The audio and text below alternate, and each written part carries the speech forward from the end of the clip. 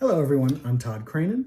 I'm a professional video producer. I am a Feminist for Liberty video contest judge and a cat person.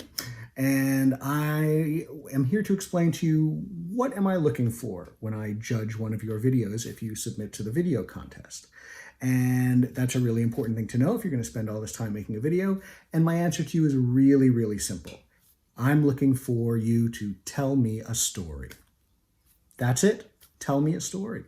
Now, what does that mean, right? We all think we know what a story is and what a story is all about, but it's actually a little harder. It's kind of simple in principle, but hard to actually do in practice, right? Every story we know begins with once upon a time, right? And so usually we have a main character.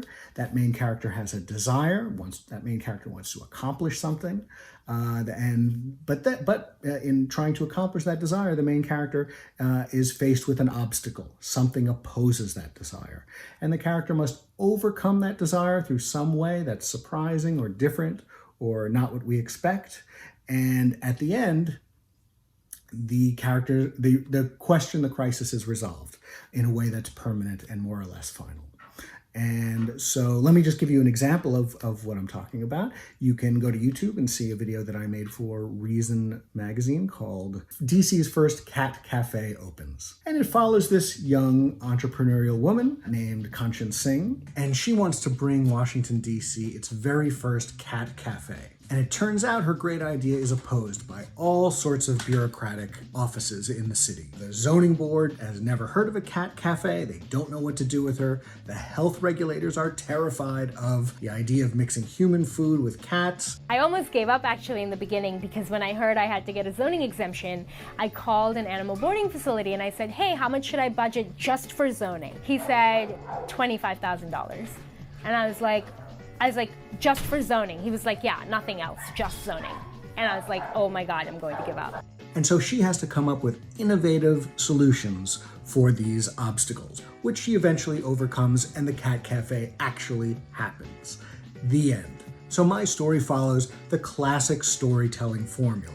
Main character overcomes obstacles, satisfactory resolution. But what's interesting about it is that it's an absolutely libertarian feminist video. I don't think we mentioned the word libertarian once in it. I don't think I mentioned the word feminist once in it. And yet it meets every criteria for this kind of video contest that you could imagine. So while it's great to be excited by the subject of libertarian feminism, what I don't want to see is just flag waving for the cause or advertising for the cause or telling us how great it is. You don't have to do that. I think to make a great video, a truly memorable, wonderful video that's worthy of a first prize, is simply to tell me a story. And that story is up to you. And with that, I wish you the best of luck. Go watch my video. You get an idea of what the kind of thing I'm looking for is. Not only does it have a great message about markets and freedom, but also about cats. And we all love that. Let's be honest. The internet loves that. So thank you very much and best of luck.